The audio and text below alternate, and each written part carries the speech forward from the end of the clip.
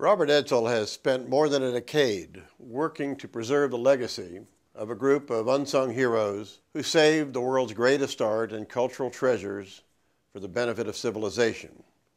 Through his previous books and documentaries and a forthcoming Hollywood film, he has succeeded in introducing the world to the Monuments Men. In his newest book, Saving Italy, Robert Edsel follows two of the Monuments Men in the struggle to protect and save some of the world's greatest treasures located in Italy. We're pleased to have our friend and trustee of this museum today here at the National World War II Museum to talk about his latest work. Robert, the Allied commanders were fighting a war in art-rich Italy with museums and cultural treasures everywhere. Can you talk about some of the problems that the Allied commanders faced fighting the war in this country? U.S. Commanding General Mark Clark once compared the Allied campaign in Italy to fighting a war in a goddamn art museum, and it was a sentiment that was also expressed by his counterpart, German Field Marshal Albert Kesselring.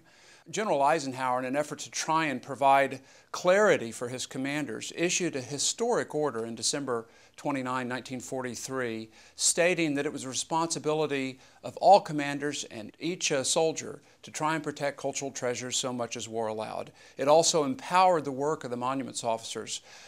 This order made it clear, however, that if it came down to protecting a historic structure or the sacrifice of his men, that the lives of the troops mattered infinitely more. Ike's order was put to the test within 5 weeks at the Battle of Monte Cassino.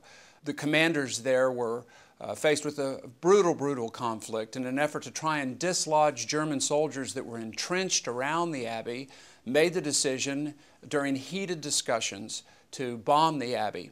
There was tremendous damage to the structure, but the fighting continued for 3 more months before Allied forces finally captured what by then was a small contingent of German forces. The German commander, Albert Kesselring, was faced with a similar decision 5 months later in the effort to try and evacuate his troops from Florence. He issued orders to destroy 5 out of the 6 principal bridges crossing the Arno River, including one bridge that, in fact, was partially designed by Michelangelo, the Ponte Santa Trinita. The only bridge to survive was the Ponte Vecchio, Hitler's favorite bridge.